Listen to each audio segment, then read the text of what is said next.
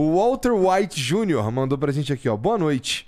No pior cenário possível, em que alguns analistas dizem já ter iniciado a Terceira Guerra Mundial, o Brasil realmente acaba sendo um dos países mais importantes devido à localização, recursos e etc.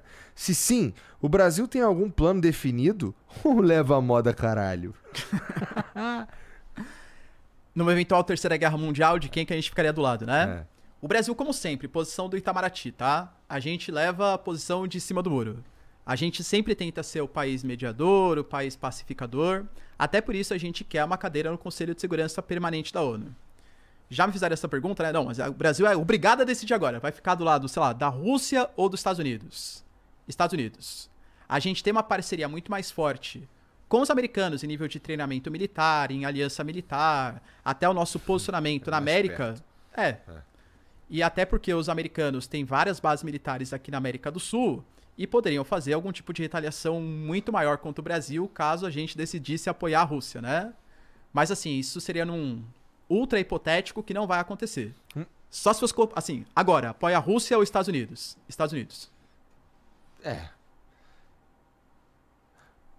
Eu entendo, acho que... Mas assim, você acha que é um exagero esse aqui? Por exemplo, ele diz, ó, alguns analistas já dizem ter iniciado a Terceira Guerra Mundial. É um exagero isso aqui, né? Então, depende. Por quê? Se você levar em consideração, eu entendo a pergunta dele. Se você levar em consideração que uma guerra hoje não é uma guerra necessariamente militar, que é uma guerra comercial, que é uma guerra econômica, sim. Por exemplo, a China, vendo que o Trump vai sobretaxar em 60%, 200%, já anunciou também uma série de boicotes a alguns metais essenciais, que a gente chama de minerais terras raras.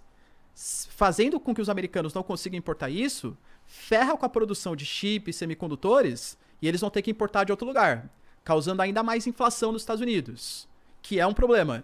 A China basicamente falou, então beleza, né? Vocês querem sobretaxar o mundo inteiro? Acha aí, então, as terras raras de algum país que te aceite vender ao preço que nós chineses vendemos. Isso é uma guerra. É uma guerra comercial também.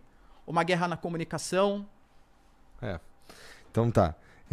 Bom, e aí tá bom. Mas assim, não é definida a moda caralho, porque a gente sempre teve uma posição clara nesse sentido, que é, pô, somos neutro, hein? Porra, não me bota nessa daí não. Vou te vender uma paradinha aqui, outra ali, não sei o quê.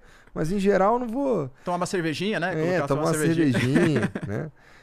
Ó, o Gustavo Soré, talvez, mandou aqui, ó. Salve, Flow. Grande professor Ricardo. Na sua opinião, existem mesmo dois lados, ditaduras versus democracias? Você acha que o Brasil pode ficar neutro nisso? Não chegará um momento que precisaremos finalmente fechar com as democracias? Estados Unidos, Europa, Ásia Democrática e etc.? Eu não vejo dois lados de democracia versus governos ditatoriais. E também não acho que a gente, necessariamente por fazer alianças com China, fazer alianças com Rússia econômicas, a gente esteja apoiando a ditadura mundial. Poxa, se a gente fosse começar a limitar... Não, a gente só vai fazer relações comerciais com os países que respeitem plenamente os direitos humanos. A gente vai fazer negócio com quem? Com a França, que explora os africanos ali, mantendo uma situação de domínio e praticamente escravidão, utilizando a moeda local? Ou com os americanos, que fazem processo, por exemplo, de financiar ditaduras no Catar, financiar ditaduras na Arábia Saudita, de financiar guerras pelo mundo? Isso é respeitar os direitos humanos? Entende? E da mesma maneira a Rússia também. A gente vai fazer relação com a Rússia, que invade a Ucrânia, que é um país soberano. Vai fazer relação com a China, por exemplo, que acha que todo o mar da China meridional deve pertencer a ela, desrespeitando os princípios da ONU. Então, assim, é chato, mas tem que dar uma certa passada de pano para algumas situações e se posicionar quando for pedido para posicionar. E o Brasil fez isso. Por exemplo, o Brasil, quando foi colocado contra a parede para condenar ou não a invasão da Rússia, a gente condena a invasão da Rússia. Na ONU a gente condenou. Só que a gente fala, não é porque a gente condenou que a gente vai adotar sanções unilaterais. Porque isso não faz parte da diplomacia brasileira.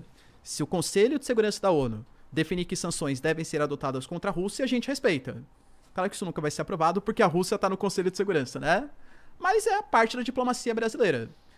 É muito complicado a gente começar a limitar relações comerciais com quem não respeita os direitos humanos, porque quais são os países que respeitam os direitos humanos, entende?